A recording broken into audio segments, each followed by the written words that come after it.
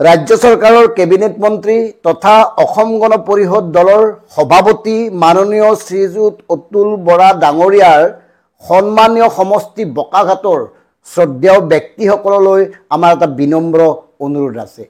বিশেষকৈ ভোটাৰসকলে এই আবেদনটো বিবেচনা কৰিব। এই যে অতুল বৰা ডাঙৰীয়াক আপোনালোকে যে ইমান বছৰ নিৰ্বাচিত কৰি আহিছে, আপোনালোকে কি পাইছে নাজানো, হয়তো সমষ্টিবাসীয়ে সাংঘাতিক কিবা এটা পাইছে, সেইকাৰণে বাৰে বাৰে তেখেতক নিৰ্বাচিত কৰি পঠোৱা হৈছে। কিন্তু আমি দিকেবিভক্তে ক'ব খুজিছোঁ, অসমবাসীৰ কাৰণে তেখেতে একো কৰা নাই। অসমৰ জাতীয় জীৱনৰ সুৰক্ষিত ভৱিষ্যতৰ কাৰণে এখেতে একো কৰা নাই। অন্য হ'লে নকলোহেঁতেন, কিন্তু অতুল বৰাক আমি এইকাৰণে ক'বলৈ বাধ্য হৈছোঁ, অসম আন্দোলনৰ ফলশ্ৰুতিত গঠন হোৱা অসম গণ পৰিষদৰ সভাপতি তেখেত। অসম গণ পৰিষদৰ মূল লক্ষ্য কি আছিল, উদ্দেশ্য কি আছিল? দিল্লীৰ শোষণ বঞ্চনাৰ বিৰুদ্ধে অসমক সুৰক্ষিত কৰা নাছিল নে? অসম গণ পৰিষদ কিয় গঠন হৈছিল সেই কথাবোৰ আমি নকওঁ, বা দীৰ্ঘদিনীয়া যিটো গণসংগ্ৰাম, সেই গণসংগ্ৰামৰ পৰিণতি কি হ'ল, অসম চুক্তি কি হ'ল, এই কথাবোৰ আজি প্ৰত্যেকে জানে। আৰু সেইকাৰণে কৈছোঁ, অতুল বৰা এনেকুৱা এটা দলত আছে যি দলটোত থাকি কৰিব পাৰিব লাগিছিল, কিন্তু তেওঁ কৰিব পৰা নাই, বৰং তেওঁ আত্মসমৰ্পণ কৰিছে। তেওঁ আঞ্চলিক চৰিত্ৰ বিসৰ্জন দিছে, তেওঁ অসম গণ পৰিষদৰ ঐতিহ্য আৰু সত্তাত আঘাত সানিছে। আৰু সেইকাৰণে কৈছোঁ, কিয় আপোনালোকে বাৰে বাৰে অতুল বৰা ডাঙৰীয়াক কিহৰ স্বাৰ্থত এনেকৈ জয়ী কৰাই আহিছে? যদি আপোনালোকে কেৱল সমষ্টিবাসীৰ উন্নয়নৰ স্বাৰ্থত এই কামবোৰ কৰি আছে, আমাৰ ক'বলগীয়া নাই, কিন্তু বিনয়েৰে এই অনুৰোধটো কৰিব খুজিছোঁ, অসমবাসীৰ কথা ভাবক। 855 জন শ্বহীদৰ কথা ভাবক। এখেতসকলে কাখন কাৰ্যকৰী কৰাৰ পিছতো বিজেপিৰ বকচাত কিয় উঠি আছে, এই কথাবোৰ ভাবক।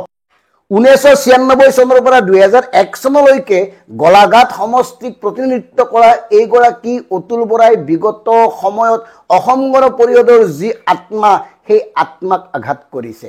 তেওঁ বিজেপিৰ বকচাত উঠি নিজৰ অস্তিত্ব বিসৰ্জন দিছে। এওঁলোক এতিয়া পৰজীৱী। অসমবাসীয়ে হাঁহে।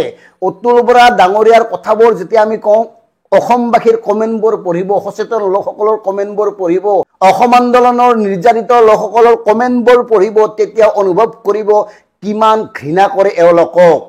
1960 চনত জন্মগ্ৰহণ কৰা অতুল বৰাৰ বৰ্তমান বয়স 65।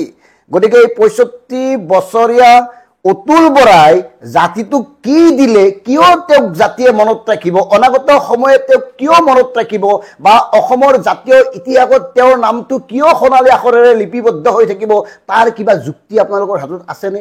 যদি আছে দিয়ক, তেতিয়াহ'লে আমিও আপোনালোকক চেলুট জনাম। কিন্তু আপোনালোকক হাত জোৰ কৰি গৈছোঁ, কথাবোৰ ভাবক। অসম আৰু অসমীয়া হৈ ভাবক, অসমৰ ভৱিষ্যতৰ হৈ ভাবক। চাওকচোন কিমান তললৈ নামিছে এওঁলোকে। অসম আন্দোলনটো ধেমালিত হোৱা নাছিল। অসম আন্দোলনৰ কাৰণে অসংখ্যজনে ত্যাগ কৰিছে, নিৰ্যাতিত হৈছে।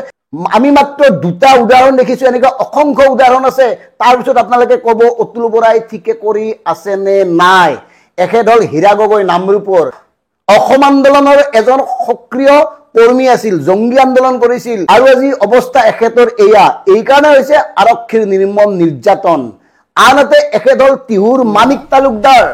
অসম আন্দোলনৰ জংগী আন্দোলনক নেতৃত্ব দিয়া মানিক তালুকদাৰ সুদীৰ্ঘদিন ধৰি পক্ষাঘাত ৰোগত আক্ৰান্ত হৈ বিচনাতে আছে, শয্যাশায়ী হৈ আছে, অথচ তেওঁক খবৰ লোৱা মানুহ কোনো নাই। হীৰা গগৈক খবৰ লোৱা সময় হৈছে নে মানিক তালুকদাৰক খবৰ লোৱা সময় হৈছে এই অতুল বৰাহঁতৰ? সেইকাৰণে কৈছোঁ, এই অতুল বৰাহঁতৰ কাৰণে অসংখ্যজনে ত্যাগ কৰিছে। সেয়ে কৈছোঁ, কিয় অতুল বৰাৰ দৰে ব্যক্তিক আপোনালোকে প্ৰতিবাৰেই নিৰ্বাচন কৰি বিধানসভালৈ পঠিয়াই কি কৰিছে তেওঁলোকে? কথাবোৰ বিশ্লেষণ কৰক, চিন্তা কৰক। আৰু তেওঁতো সমষ্টিৰ 100% ভোট নাপায়, বৰ বেছি 40 বা 50% ভোট পায়। গতিকে বাকী লোকসকলৰ কথাবোৰ চিন্তা কৰক। এই 40 বা 50% লোকসকলক যদি সৰ্বতোপ্ৰকাৰে অতুল বৰাই নিৰাপদ কৰি ৰাখিছে, সৰ্বতোপ্ৰকাৰে যদি তেওঁলোকক সা সুবিধা দি সন্তুষ্ট কৰি ৰাখিছে, তেতিয়াও আপোনালোকে ভাবক যে একাংশ ব্যক্তিৰ কাৰণে অসম আন্দোলনৰ ফলত জন্ম হোৱা অসম গণ পৰিষদ দলটোক এনেকৈ ভাৰতীয় জনতা পাৰ্টীৰ ওচৰত বিক্ৰী কৰাৰ অধিকাৰ এই অতুল বৰাক অসমবাসীয়ে দিছেনে? সেয়ে আমি দিকেবিভক্তে বোকাঘাটবাসী, ভোটাৰ তথা ৰাইজসকলক বিনম্ৰ অনুৰোধ জনাইছোঁ, হাত জোৰ কৰি গৈছোঁ আপোনালোকক। অসম আৰু অসমীয়াৰ যি আবেগ, অসম আৰু অসমীয়াৰ যি ঐতিহ্য, অসম আৰু অসমীয়াৰ যি জাতীয় সত্তা, তাৰ প্ৰতি তিৰমানো শ্ৰদ্ধা সন্মান নথকা অতুল বৰাৰ দৰে এগৰাকী ক্ষমতালিপ্সু লোকক এই যে আপোনালোকে নিৰ্বাচন কৰি পঠিয়াই অসমৰ বিভিন্ন প্ৰান্তৰ সচেতন লোকসকলে আপোনালোককো সন্দেহৰ চকুৰে চাবলৈ আৰম্ভ কৰিছে। আমি ডিকেবি ব্যক্তিয়ে বিভিন্ন সময়ত অতুল বৰাহঁতৰ বিভিন্ন প্ৰতিবেদন যেতিয়া প্ৰস্তুত কৰি পৰিৱেশন কৰোঁ, তাৰ তলত মন্তব্যবোৰ দেখিলে আচৰিত হৈ যাওঁ। তেওঁক ইমান ঘৃণা কৰে আৰু তাৰ ফলত আপোনালোকৰ প্ৰতিও আঙুলি উঠায়। এইকাৰণে উঠায় যে কোনে নিৰ্বাচন কৰিছে, ভোটাৰসকল একেই। গতিকে এই ভোটাৰসকল যে একেই বুলি কয়, গতিকে গাত নালাগেনে?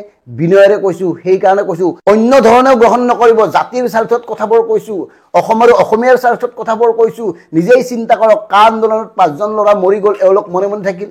দেখাত কা বিৰোধ কৰে, অথচ কা কাৰ্যকৰী, কা বলবৎ হোৱাৰ পিছতো ভাৰতীয় জনতা পাৰ্টীৰ লগত থাকিল, একেলগে থাকিল। আৰু এইবাৰ কি হ'ল? এইবাৰ নিৰ্বাচনত অৰ্থাৎ 26ৰ নিৰ্বাচনত কেৱল কেশৱ মহন্ত আৰু অতুল বৰাৰ চিট দুখনহে সুনিশ্চিত।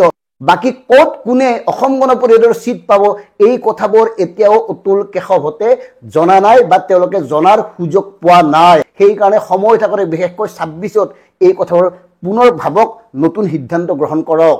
শেষত আৰু এটা কথা কওঁ, এই যে লোকসকলক আমি বাৰে বাৰে সুযোগ দিওঁ, এই সুযোগ দিয়াৰ বাবেই এওঁলোকে লাই পায়।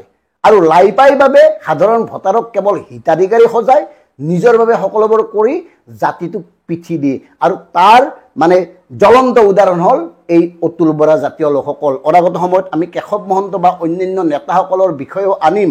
আৰু অতুল বৰাইনো সমষ্টিত কি কাম কৰিছে যে তেওঁক বাৰে বাৰে এনেকৈ নিৰ্বাচিত কৰি আহিছে, ক্ষেত্ৰভিত্তিক অনুসন্ধান কৰি তাৰ প্ৰতিবেদন প্ৰস্তুত কৰি সাধাৰণ লোকসকলৰ সন্মুখত পৰিৱেশন কৰিম। হয়তো তেতিয়াই সকলোবোৰ কথা স্পষ্ট হ'ব। ধন্যবাদ।